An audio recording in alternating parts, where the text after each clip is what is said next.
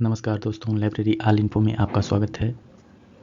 Railway librarian का जो 12 सितंबर को एग्ज़ाम हुआ था उसी की सीरीज चल रही है।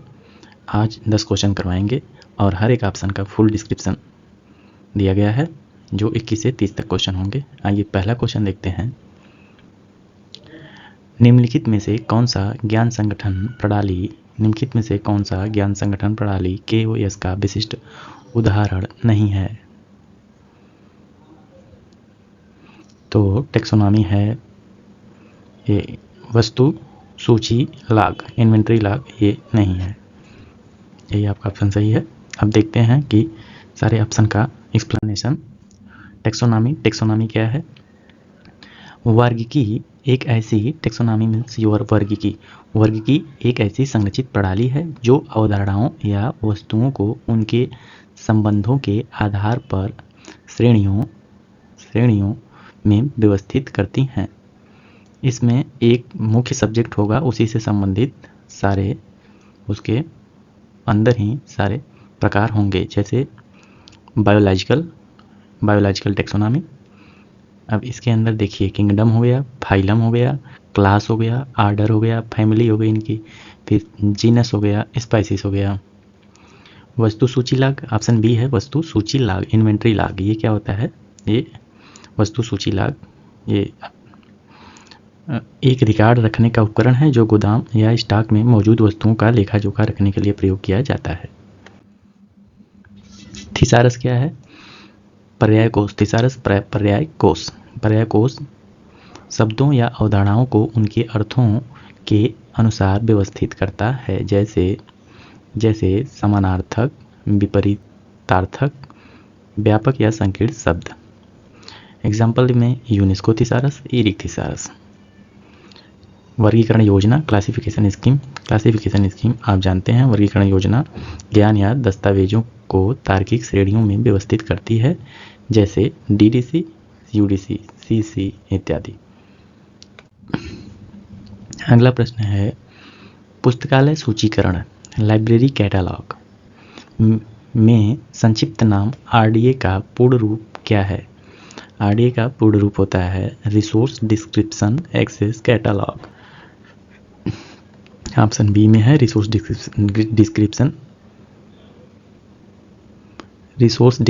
Description and access.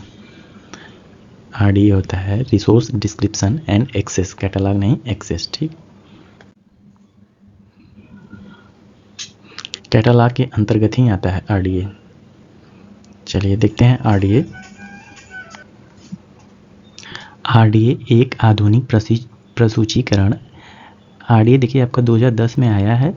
एक आधुनिक प्रसूचीकरण मानक है जिसका उपयोग पुस्तकालयों में विभिन्न संसाधनों जैसे पुस्तकें, ई-संसाधन, डिजिटल सामग्री आदि का विवरण, डिस्क्रिप्शन और एक्सेस पहुंच प्रदान करने के लिए किया जाता है। यह AACR2 एंग्लो अमेरिकन कैटलॉग का उत्तराधिकारी है।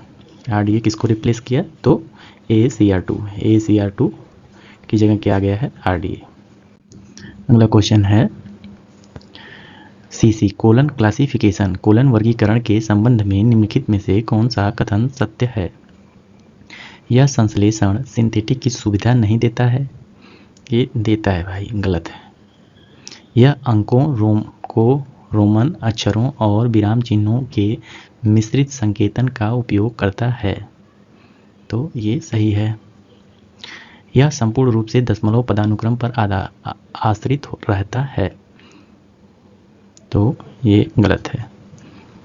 यह प्रकृति में परिगणनात्मक होता है। देखिए डेसिमल हायरार्की में आपका DDC आता है, और यह प्रकृति में परिगणनात्मक होता है तो इन्यूमरेटिव होता है। ये इन्यूमरेटिव नहीं होता है। इन्यूमरेटिव में क्या आता है? इन्यूमरेटिव में आपका RIC आता है और LCC आता है, लाइब्रेरी ऑफ कांग्रेस क्लासिफिकेशन और राइडर इंटरनेशनल क्लासिफिकेशन। आइए व्याख्या देखते हैं।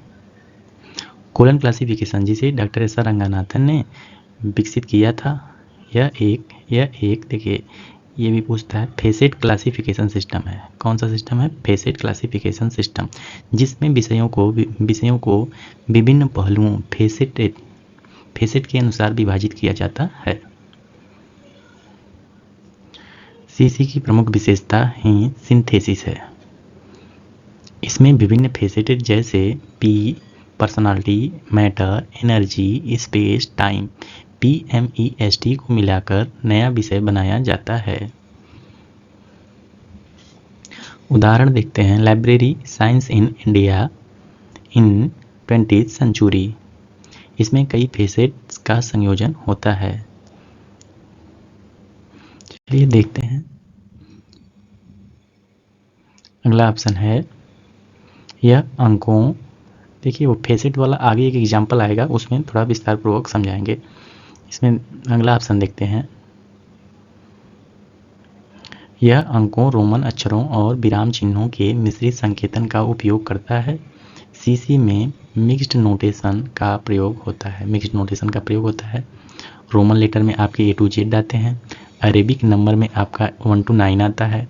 पंचुएशन मार्क में आपका कोलन और डॉट और सेमीकोलन, ये तीनों आते हैं। इसी कारण इसे कोलन क्लासिफिकेशन कहा गया है, क्योंकि इसमें कोलन का प्रयोग होता है। विकल्प सी है, सीसी डेसिमल हायरार्की पर आधारित नहीं है। ठीक, डेसिमल हायरार्की पर आपका DDC आधारित है। यह फेसेटेड स्ट्रक्चर पर आधारित है। विकल्प डी है जो गलत है, सीसी इन्यूमरेटिव नहीं है। इन्यूमरेटिव आपको बताए हैं RIC होता है और library of Congress classification system होता है। ये इन्यूमरेटिव नहीं है, बल्कि फेसेटेड एनालिटिको सिंथेसिस होता है, जहां विषयों को तोड़कर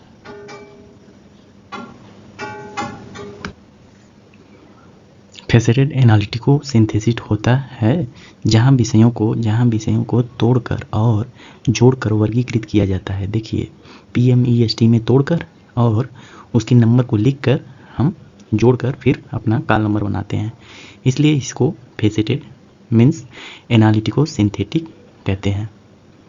चलिए अगला प्रश्न है, निम्नलिखित में से कौन विश्लेषणात्मक संश्लेषणात्मक वर्गीकरण योजनाओं की विशेषता है। आप विश्लेषणात्मक और संश्लेषणात्मक की विशेषताओं को पढ़ चुके हैं। एनालिटिको सिंथेटिक, जैसे कोलन क्लासिफिकेशन था तो उसकी क्या विशेषताएं हैं। इम्फेसिस हायरार्किकल नोटेशन, नहीं, ये नहीं होगा, ये DDC में होता है। Pre listed class number only, ये भी नहीं होगा, ये LC और RIC में होता है। केवल पूर्व सूचीबद्ध कक्षा संख्याएं, ये देखिए सी ऑप्शन है, guided by postulate and principle, यही है, सिद्धांतों और मान्यताओं द्वारा निर्देशित। लैक ऑफ एक्सुलरी टेबल, ये भी नहीं होगा। व्याख्या देखते हैं, देखिए एनालिटिको सिंथेटिक क्लासिफिकेशन स्कीम जैसे सीसी और बिब्लियोग्राफिक क्लासिफिकेशन विषयों को उनके घटक तत्वों में विभाजित करके वर्गीकृत करते हैं और फिर उन्हें संयोजित करते हैं। विकल्प सी क्यों सही है, देखते हैं। ये योजनाएं सिद्धांतों मीन्स पोस्टुलेट्स और मान्यताओं प्रिंसिपल पर आधारित होती हैं, जैसे postulate of fundamental category Ranganathan ji द्वारा दिया गया है। Principle of facet sequence Ranganathan, इन्होंने इसमें 4 प्रकार के फेसेट सीक्वेंस बताए हैं। Wall picture, whole organ, cow calf और एक्टेंड एक्शन टूल। आप पढ़े होंगे तो समझ जाएंगे। प्रिंसिपल ऑफ हेल्पफुल सीक्वेंस, इन सिद्धांतों का उद्देश्य वर्गीकरण को तार्किक, लचीला और विस्तार योग्य बनाना है। अब आगे की चीज़ें जो है, हायरार्किकल नोटेशन आप समझ गए हैं किसे कहते हैं। मेन क्लास होगा, फिर उसके अंदर के क्लास, उसके अंदर के नंबर को या उसके आगे के नंबर को जब हम उसमें जोड़ते हैं तो वो हायरार्किकल नोटेशन होता है, जिसका उपयोग DDC में करते हैं। प्री लिस्टेड आपको बता दिए हैं कि RIC और LC में होता है। चलिए अगला प्रश्न है, निम्नलिखित में से किस प्रकार की वर्गीकरण योजना किसी वस्तु को अनेक विशेषताओं में निर्दिष्ट करने की सुविधा देती है। Which of the following types of classification scheme allow object to assign multiple characteristics. देखिए बिब्लियोग्राफिक, ये तो कैटलॉग संबंधित है, यहाँ वर्गीकरण की बात हो रही है। ये फेसेटेड, यही संबंधित है। टेक्सोनॉमी भी नहीं है, इन्यूमरेटिव भी नहीं है। आपको अनेक अभिलक्षणों और विशेषताओं में निर्दिष्ट करने की सुविधा फेसेटेड देता है। व्याख्या देखते हैं। फेसेटेड क्लासिफिकेशन, यह वह प्रणाली वर्गीकरण प्रणाली है, यह वह वर्गीकरण प्रणाली है जिसमें किसी विषय या वस्तु को कई अभिलक्षणों मल्टीपल कैरेक्टरिस्टिक्स फेसेट के आधार पर विभाजित या और दर्शाया जाता है। इसका अर्थ है एक विषय को केवल एक पहलू से नहीं बल्कि कई पहलुओं से एस्पेक्ट ऑफ और फेसेटेड, कई पहलुओं से वर्गीकृत किया जाता है। उदाहरण मान लीजिए लाइब्रेरी साइंस इन इंडिया। देखिए एक पिछले में भी ये आया था, अब यहाँ हम इसका फुल एक्सप्लेनेशन बताएंगे।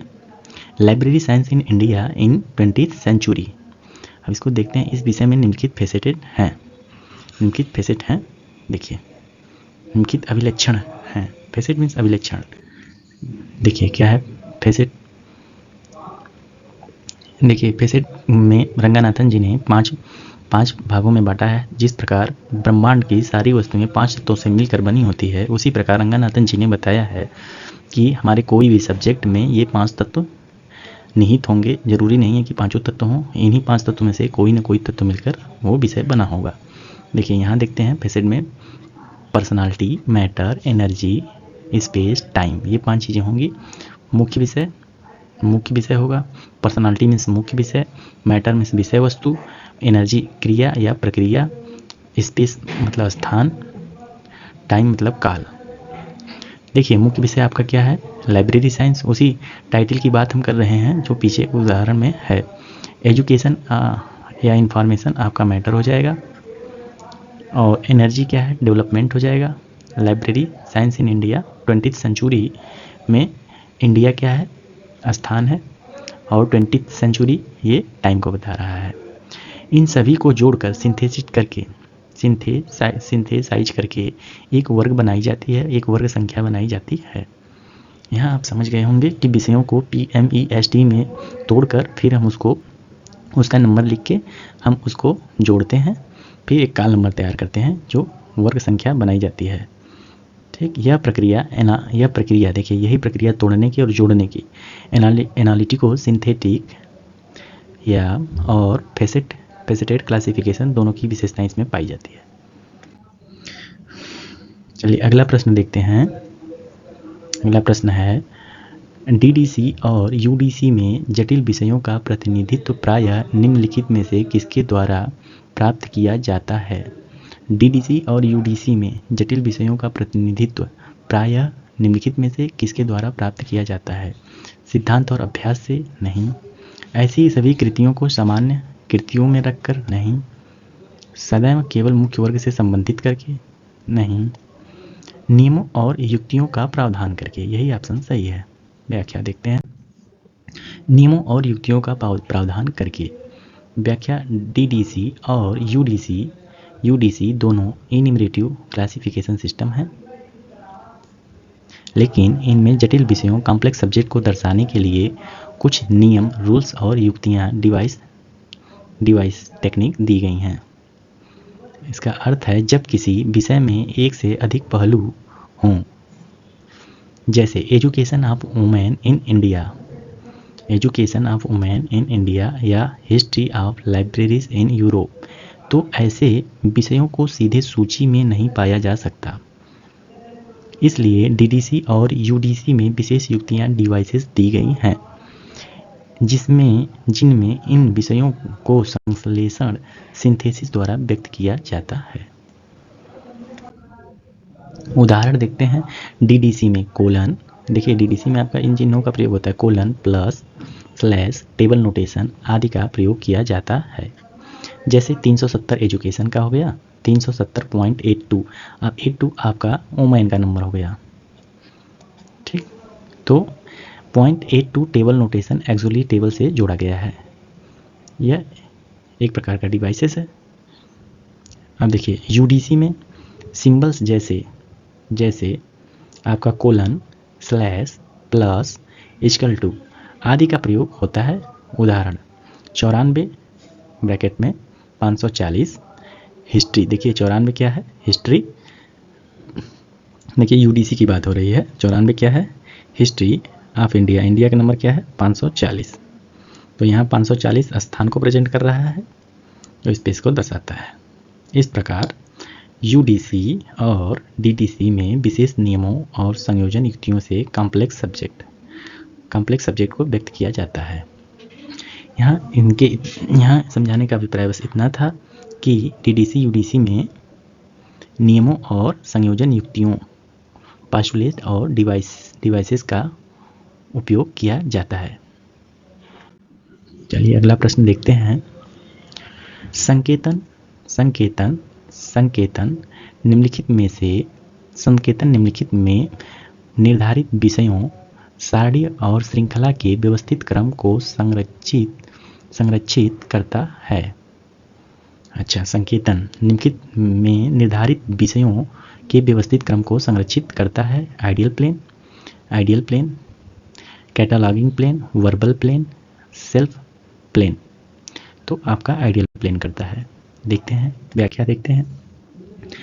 आइडिया प्लेन या आइडियल प्लेन क्लासिफिकेशन के 3 स्तर, 3 plane of work in classification. Doctor S R Ranganathan ने वर्गीकरण कार्य को 3 स्तरों में बांटा था। पहला देखिए, यह है आइडियल प्लेन में यहाँ विषयों के आपसी संबंध, रिलेशन और क्रम निर्धारित किए जाते हैं। कौन सा विषय किसके पहले या बाद में आएगा। वर्बल प्लेन वर्ड्स टर्म्स में यहाँ विषयों को शब्दों में व्यक्त किया जाता है। तीसरा आपका है नोटेशनल प्लेन यहाँ उन विषयों को संकेतों, सिंबल्स, नंबर, लेटर के रूप में व्यक्त किया जाता है। प्रश्न का विश्लेषण देखते हैं। सिस्टमैटिक आर्डर ऑफ सब्जेक्ट यानी विषयों की तार्किक व्यवस्था। यह व्यवस्था सबसे पहले आइडियल प्लेन में कौन से विषय किस क्रम में आएंगे, इनकी तार्किक व्यवस्था आइडियल प्लेन में तय होती है। फिर नोटेशन उसी क्रम को संरक्षित प्रिजर्व करता है ताकि विषय उसी क्रम में अलमारी या सूची, कैटलॉग में दिखे। उदाहरण देखते हैं। मान लीजिए 3 विषय हैं, बॉटनी, यूलॉजी, मेडिसिन। अब यहाँ आइडियल प्लेन में क्रम तय हुआ। पहले क्या आएगा, बॉटनी के अंतर्गत ही आ जाएगा जूलॉजी के अंतर्गत ही आ जाएगा मेडिसिन।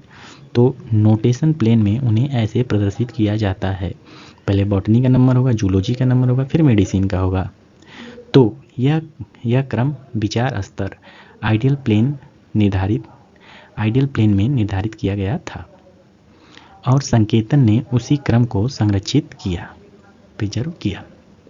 अब इतना से समझ में आ गया होगा कि ये क्रम हमारे आइडियल प्लेन में ही निर्धारित हो जाते हैं। चलिए अगला प्रश्न है, निम्नलिखित में से कौन सा कथन सुव्यक्त और अनुयुक्त ज्ञान में सही अंतर करता है। Meaning of holistic categories and atomic knowledge. यहाँ देखते हैं। देखिए, explicit knowledge is formal, explicit knowledge is informal, implicit knowledge is formal, explicit knowledge is informal. ये गलत है। एक्सप्लिसिट, अगला ऑप्शन है एक्सप्लिसिट नॉलेज इज एक्सप्रेस्ड। देखिए यहाँ है explicit knowledge is expressed explicitly, और implicit knowledge is personal and can not be expressed.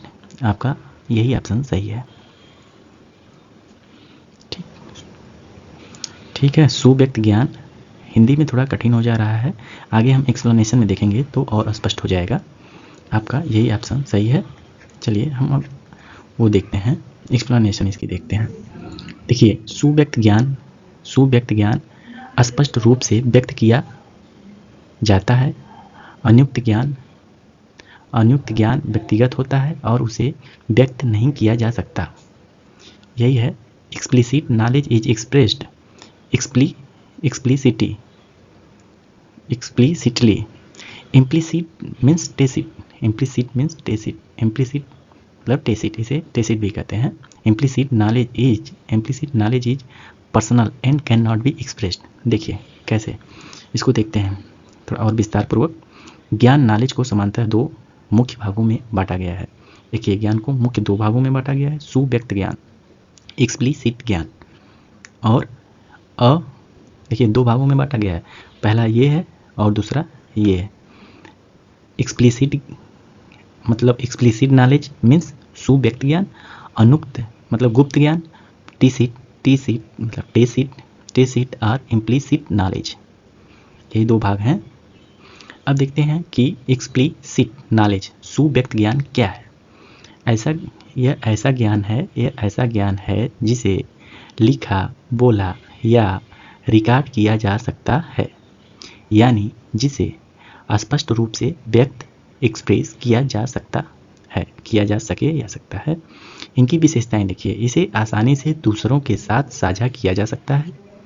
यह दस्तावेजों, पुस्तकों, डेटाबेस, रिपोर्टों आदि में संग्रहित होता है। उदाहरण पाठ्यपुस्तकें। आप एक्सप्लिसिट को पाठ्यपुस्तकों में, एक्सप्लिसिट नॉलेज को पाठ्यपुस्तकों में, शोध पत्र में और नियम और नीतियाँ पॉलिसी एंड मैनुअल में पा सकते हैं।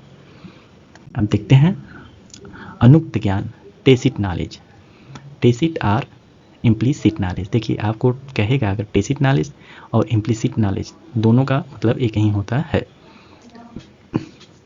देखिए क्या है, यह वह ज्ञान है जो किसी व्यक्ति के अनुभव, एक्सपीरियंस, कौशल स्किल और अंतर्ज्ञान इंट्यूशन में निहित होता है, जिसे शब्दों में पूरी तरह व्यक्त नहीं किया जा सकता। विशेषता इनकी देखते हैं। यह व्यक्तिगत टेसिट नॉलेज या इम्प्लिसिट नॉलेज क्या होता है, व्यक्तिगत होता है, अनुभव आधारित एक्सपीरियंस बेस्ड होता है। इसे केवल अवलोकन, ऑब्जर्वेशन या प्रशिक्षण, ट्रेनिंग के द्वारा सीखा जा सकता है। उदाहरण के लिए किसी संगीतकार का सुर का अनुभव, आप एक दिन में उस अनुभव को या उस स्किल को नहीं सीख सकते, आपको उसके लिए ऑब्जर्वेशन या प्रशिक्षण की ज़रूरत होती है। किसी कारीगर का हाथ का हुनर, ये सब क्या है, टेसिट नॉलेज है। किसी शिक्षक की शिक्षण शैली। चलिए अगला प्रश्न देखते हैं। भारतीय संविधान की 7वीं अनुसूची में राज्य सूची मद 12 के अनुसार पुस्तकालयों को इस प्रकार वर्गीकृत किया गया है। एक केंद्रीय विषय है, नहीं। एक समवर्ती विषय है, नहीं। एक संघ विषय है, नहीं। एक राज्य विषय है, सही है। इसकी व्याख्या देखते हैं। संवैधानिक संदर्भ में भारतीय संविधान की 7वीं अनुसूची में शासन की शक्तियों को 3 सूचियों में बांटा गया है।